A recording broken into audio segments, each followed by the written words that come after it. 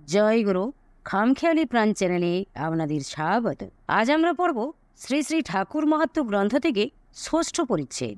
কিন্তু পাঠ শুরু করার পূর্বে গত সপ্তাহের কুইজে যারা সঠিক উত্তর দিয়েছেন তাদের নামগুলি ঘোষণা করছি।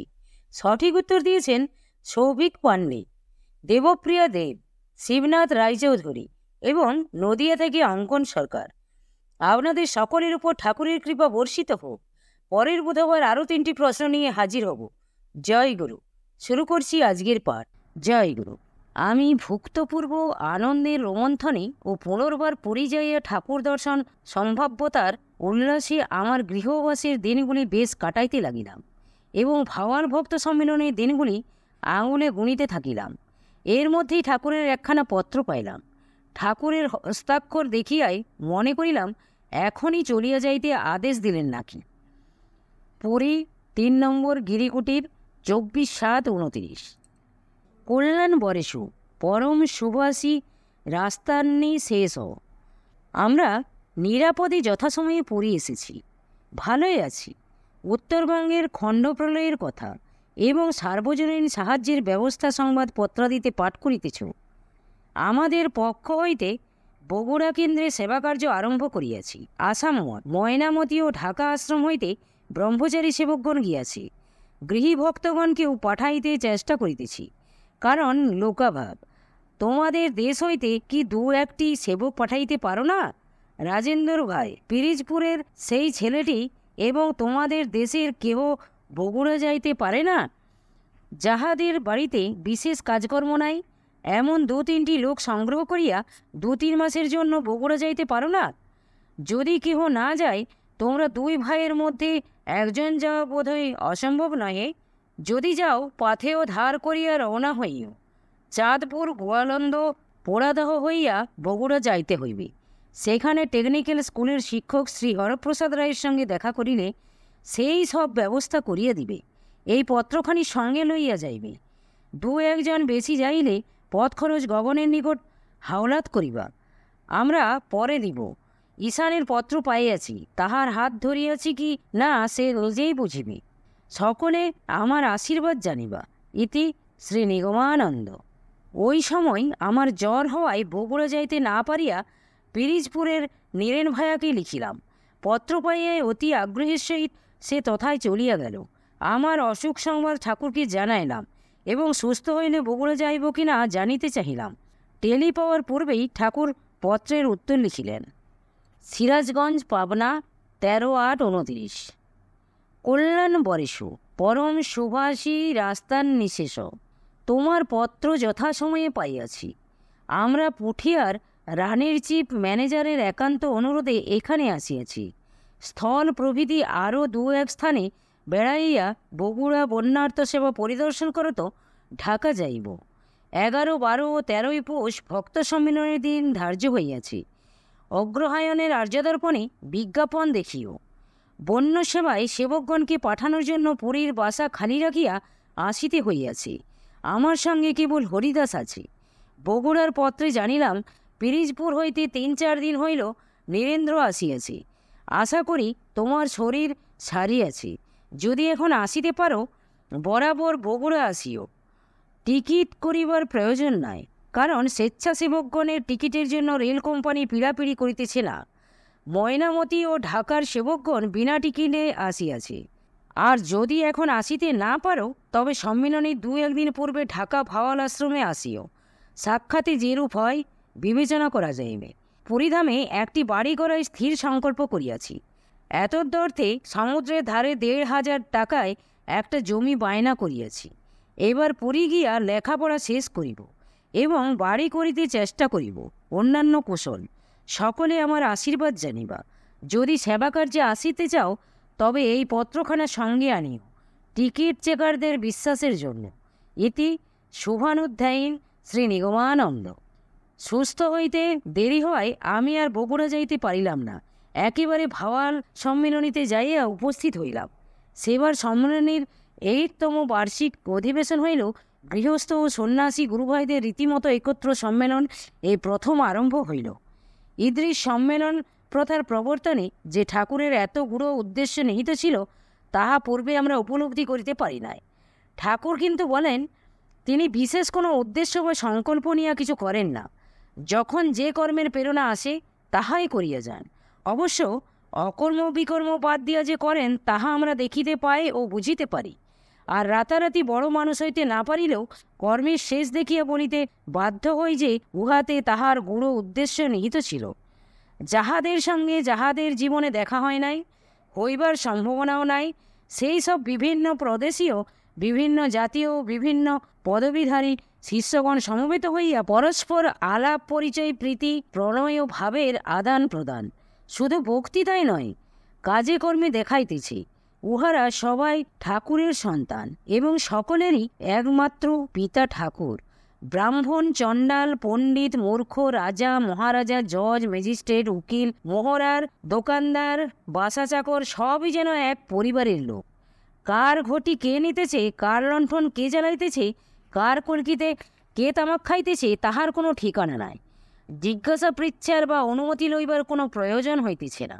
শুধু শৃঙ্খলা রক্ষার জন্য যে স্থান হইতে যে বস্তুটি নিবে ঠিক সেই স্থানে সেইটি আবার আনিয়া রাখিয়া দিলেই হইল। নতুবা 300 লোকের মধ্য হইতে একটা বস্তু খুঁজিয়া বাহির করা অত সহজ নয়। একে অন্যের কাছে দাদা বলিয়াই পরিচিত। পদমর্যাদায়, পাণ্ডিত্যে বা ঠাকুরের কাজে কর্মে কারোর বিশেষত্ব কিছু থাকিলেও আচার ব্যবহারে মোটেই তাহা ধরা পড়িতেছে না। প্রত্যেকেই প্রত্যেকের সঙ্গে গলাগলি কোলাকুলি, পরস্পর দেখা হইলেই জয় গুরু বলিয়া সম্ভাষণ, অপরিচিত হইলেও চিরপরিচিতের মতো সম্বোধন ও কথাবার্তা বলা ইত্যাদি দেখিয়া সমবেত সকলেরই অন্য জগতে আছি বলিয়া মনে হয়। এক গুরুভাই হয়তো অন্য এক গুরুভাইকে দেখে নাই, নামমাত্র শুনিয়াছে, কিন্তু আরেকজনের কাছে সে তার গুণগ্রাম বর্ণনা করিতে আরম্ভ করিয়াছে।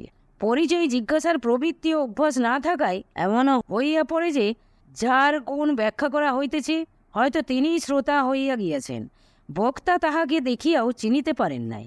সমবেত ভক্তদের মধ্যে সকলেই যে সমান প্রেমিক বা উদার তাহা নয়, কিন্তু সংস্কার বা স্বভাববশত যারই যখন কোনরূপ অপ্রেমের ভাব বা সংকীর্ণতা আসিতেছে অমনি ঘৃণায় তাহা প্রত্যাখ্যান করিয়া 10 জনের সঙ্গে সমতা রক্ষা করিতে যত্নশীল হইতেছি।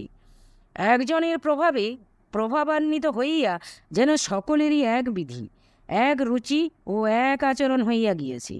কারো কোনো কর্মে অসহযোগী হইয়া বা কারো স্বাধীনতায় হস্তক্ষেপ করিয়া কেহ স্বাতন্ত্র্য বা বৈশিষ্ট্য রক্ষা করিতেছে না, অপিচ তার সঙ্গে যোগ দিয়া সাম্য বিধান করিতেছি। যেমন রাত্রি 2 ঘটিকার সময় একজন ভাবের আতিশয্যে জয় গুরু বলিয়া চিৎকার করিয়া উঠিল, কিংবা গুরুপদা মকরন্দে গান ধরিয়া দিল, সেই ঘরে হয়তো 50 জন লোক ঘুমে আছে, গান শুনিয়া জাগিয়া উঠিল। অন্যত্র হইলে তখন নিদ্রাভঙ্গের অভিযোগ শোনা যাইত, শান্তি রক্ষার প্রয়াস দেখা যাইত, কিন্তু এখানে ইহার কিছুই নাই। এখানে দেখা গেল সকলে তখন হয়তো গানেই যোগ দিয়া রাত্রি কাটাইয়া দিল, কেহ কেহ বা শুনিয়াও আরাম বোধ করিল।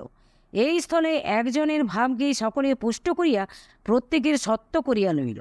ব্যক্তিত্ব বিচারে ওজন কম হইলেও চাপা দিয়া তাকে খাটো করিল না, নিজ নিজ ঘুমকে বড় করিয়া দেখিল না এবং ছোট নিবারও প্রয়োজন বোধ করিল না। আবার বিচার বিবেচনা পরত জোর করিয়া যে যোগ দিল তাও নয়। পূর্বে যে একের প্রভাবের কথা বলিয়াছি, যেন সেই প্রভাবেই সকলে একভাবে বিভাবিত হইয়া গেল। দেশে সাম্য মৈত্রী সংস্থাপনের জন্য কত সভা সমিতি, কত ছুতমার্গ পরিহারের বক্তৃতা চলিতেছে।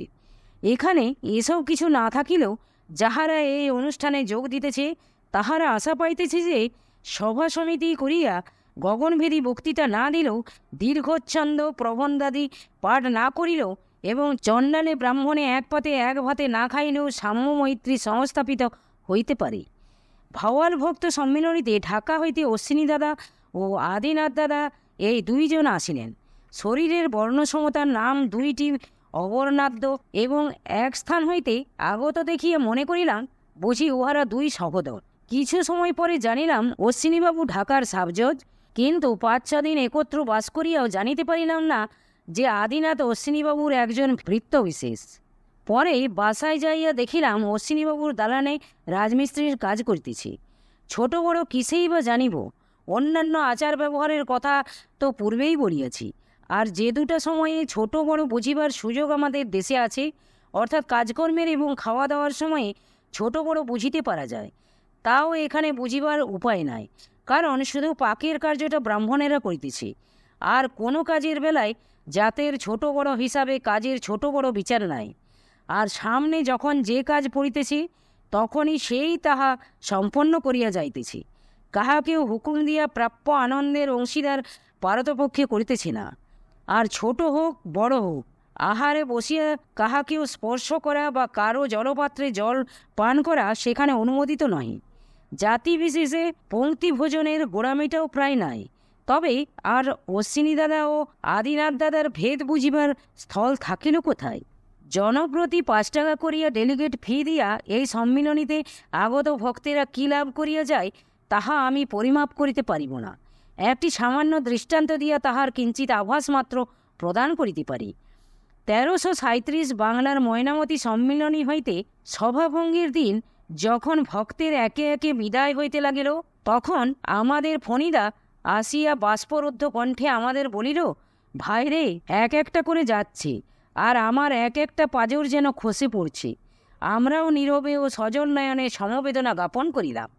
তৎপর আবার আবেগ ভরে বলিল, তোরা যতদিন পারিস এখানে সব ভাই মিলে থাক, আমি একা সব খরচ বহন করব। প্রথম দিন মঠ ও আশ্রমসমূহের আয় ব্যয়ের হিসাব নিকাশ ও কার্যপদ্ধতির আলোচনা, দ্বিতীয় দিন শিষ্যভক্ত ও তৃতীয় দিন স্থানীয় সর্বসাধারণকে নিয়ে সভা করত স্বাবলম্বন, ব্রহ্মচর্য ও আদর্শ গৃহস্থ জীবনযাপন ইত্যাদির আলোচনান্তে ভাওয়াল ভক্ত সম্মিলনীর কার্য সমাধা করিয়া ঠাকুর আমাকে নিয়ে পুরী রওনা হইলেন। মধ্যে তিনি ঢাকায় জগৎবাবুকে দীক্ষা দিয়া আমাকে অশ্বিনীবাবু সাবজজের বাসায় রাখিয়া মহাদেবপুর চলিয়া গেলেন। নির্দিষ্ট দিনে আমি আবার গোয়ালন্দ যাইয়া মিলিলাম। জয় গুরু, জয় গুরু। আজ এই পর্যন্তই। যদি আপনাদের ভালো লেগে থাকে তাহলে চ্যানেলটিকে সাবস্ক্রাইব করে সাথে থাকবেন। জয় গুরু, জয় গুরু।